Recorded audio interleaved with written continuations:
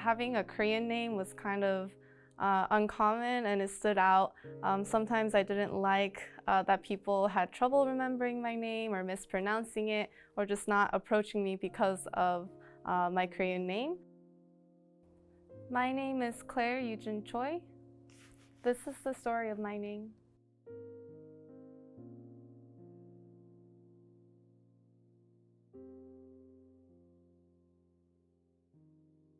Growing up in Michigan, having a Korean name was kind of uncommon and it stood out.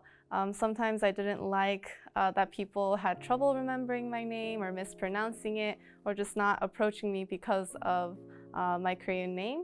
But once I came to Korea in 10th grade and met my relatives for the first time and learning that my grandfather gave me my Korean name, and it's actually quite common here. I didn't know that until I came here. It was kind of eye-opening, and knowing the meaning behind my Korean name, it's Yu, so there is, and Pobejin, there's treasure.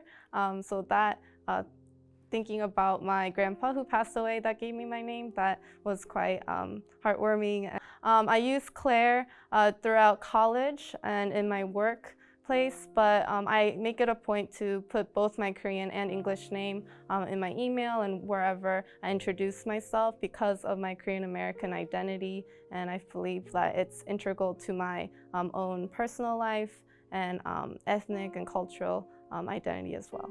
So when I moved from Michigan to California, because if I used my Korean name, they would assume that I came from Asia, from Korea, that I was a recent immigrant. And so when they started talking to me, they're like, oh, so you can speak English? And I'm like, yeah, I grew up in Michigan. So I think having that face value of what your name is, if it's more common to the person that you're talking to or not, that does affect their first initial impression. So there were a couple of moments where I had to explain where I grew up, and I'm being comfortable in both cultures and languages. But I think the best thing to do is just not assume something about a person's story or identity based on their name, and actually ask questions and be willing to or listen to what they have to say.